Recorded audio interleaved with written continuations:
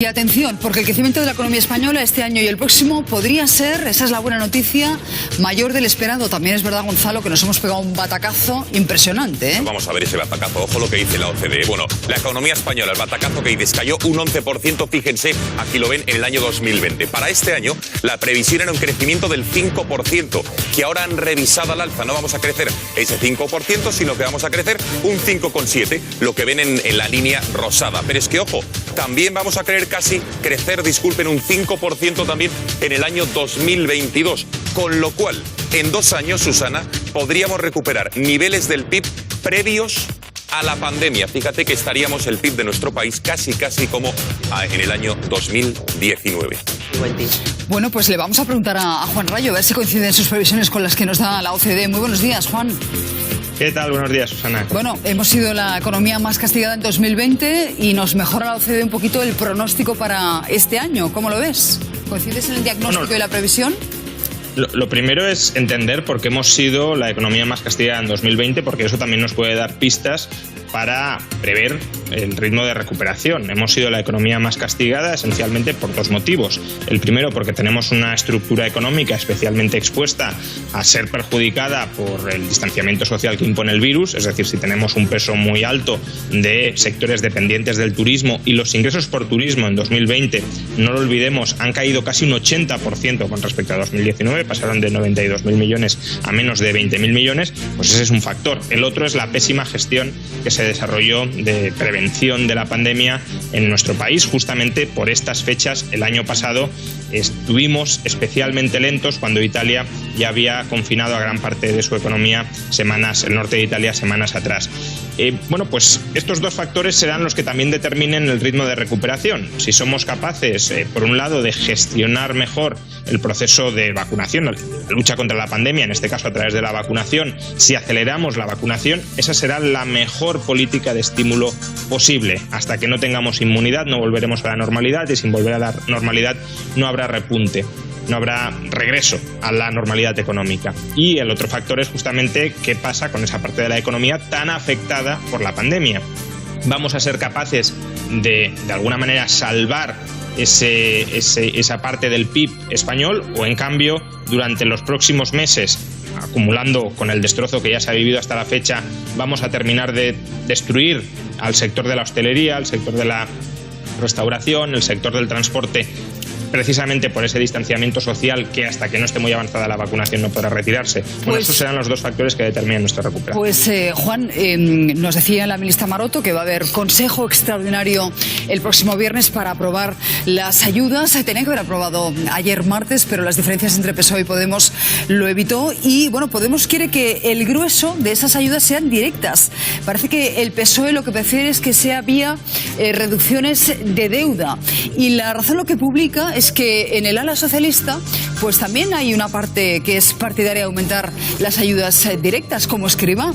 Hoy leemos que en el reparto el PSOE quiere contar con la participación de las comunidades autónomas, pero Podemos no. Podemos quiere que el gobierno central gestione todas esas ayudas. ¿Qué te parece a ti? A ver, empezando por el final, creo que es muy importante que se incorpore no solo a las comunidades autónomas, sino también a los ayuntamientos, porque lo que nos interesa es poder discriminar a qué empresas damos ayudas, empresas que tengan perspectiva de ser viables, de las empresas que van a ser en cualquier caso inviables y que por tanto no tienen ningún sentido rescatar, porque sería únicamente malgastar el dinero del contribuyente y alargar la agonía. Y para eso, insisto, es importante que se incorpore el conocimiento local de las corporaciones locales. Ellos tienen un contacto más directo con las pymes, con los restaurantes, con los bares de cada calle, y por tanto pueden efectuar un mejor juicio que el que se efectúa centralizadamente desde la Moncloa para toda España. En cuanto a ayudas directas, sí, creo que si queremos salvar parte del tejido productivo español hacen falta ayudas directas. Yo creo que aquí la ministra de Economía, Nadia Calviño, que en general que es la que tiene mejor juicio dentro del Ejecutivo, está intentando, digámoslo así, racanear el déficit. ¿Por qué? Porque ella misma sabe que si no hay ayudas, muchos de los créditos que se han otorgado hasta la fecha van a resultar impagados. Claro. Con lo cual, la condonación de deuda es algo que no cuesta realmente al Ejecutivo, porque si no condona, va a tener que condonar forzosamente cuando quiebren las empresas. Pero la cuestión es evitar esas bancarrotas de modelos de negocio que sean viables. Y yo ya lo he dicho en otras ocasiones, el Gobierno no tiene que decidir quién gana y quién pierde, no tiene que decidir qué empresas son viables a largo plazo y cuáles no lo son, no ha de escoger entre ganadores y perdedores, y si pretende hacerlo, como he mencionado antes, debería hacerlo a través de los ayuntamientos, no él mismo de manera centralizada. Y la mejor forma de dar ayudas sin que el Gobierno seleccione ganadores y perdedores es con una rebaja extraordinaria del impuesto sobre sociedades o del IRPF en actividades profesionales dentro de autónomos, para que aquellos que en el futuro tengan beneficios porque su modelo es viable y es sostenible, esos beneficios no sean tan castigados, no sean tan gravados vía impuestos, y eso insufle capital dentro de sus estructuras empresariales. Ya para terminar, y le voy a pedir a Eduardo, nuestro realizador, que me recupere el grafismo de las previsiones de la OCDE. Estamos viendo que para este año nos pronostican un 5,7. Esto sigue estando lejos del pronóstico que hace el Gobierno, que es de un 7. ¿A quién te crees más, a la OCDE o al Gobierno? Bueno, nos deberíamos creer más a quien tenga cierta certeza de cómo avanzará el ritmo de vacunación, que esa es, como digo, la gran incógnita. El problema es que el Gobierno creo que está dando unas previsiones excesivamente optimistas del ritmo de vacunación, y esas previsiones excesivamente optimistas condicionan, como no, las previsiones optimistas sobre el crecimiento. Si se vacunara tan rápido como dice el Gobierno, probablemente nos podríamos creer al Gobierno. Ahora, esas previsiones de vacunación son verosímiles. Por lo que hemos visto hasta la fecha, es complicado. En todo caso, hay que tener en cuenta que la OCDE sí ha revisado al alza nuestra previsión de crecimiento, pero somos de los países en los que menos se ha revisado al alza, apenas 7 décimas, cuando en el conjunto de la Unión Europea ha sido de más de un punto.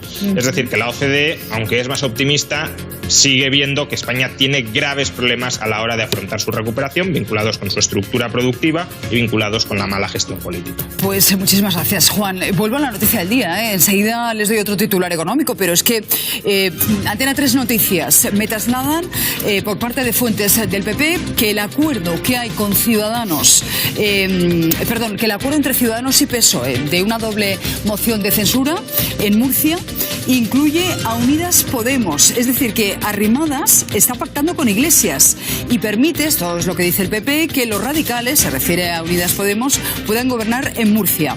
Dicen desde Génova que eso es una gran irresponsabilidad y que va a traer una enorme inestabilidad en plena pandemia sin ningún motivo. Y que además Arrimadas está rompiendo su palabra porque se comprometió con el PP a que el acuerdo de gobierno fuese para 4 años. Hay mucho malestar. María, a ti también te está llegando. Me llega prácticamente lo mismo el mensaje, pero avanzo. Además, me llega que podría haber una estrategia diseñada desde el Frente Ciudadanos que podría extender esta ruptura y, por lo tanto, afectar a otras comunidades autónomas como Castilla y León y Madrid. No se descarta. Dicho lo cual, yo creo que es ya rocambolesco y un cambalache inexplicable para la señora Arrimadas que un partido que está gobernando o cogobernando con el Partido Popular en Murcia presente una moción de censura contra su propio gobierno para aliarse con el contrario, con la oposición, para formar un nuevo gobierno. Quiero decir, es ya inexplicable. Yo, desde luego, creo que el PP no lo hará, pero tal como están las cosas, si yo tuviera que decirle algo al Partido Popular sería que convocasen elecciones en las comunidades donde hay pactos y que se libren absolutamente de esta falta de palabra. Esto para Vox puede ser... Bueno, campo abierto, Vox ganó las elecciones en Murcia, a pesar de que luego ha acabado gobernando el PP, porque no le daba la mayoría para gobernar. Ganó las elecciones en las últimas generales. Claro. O sea, ganó, además de forma importante, holgada. O sea,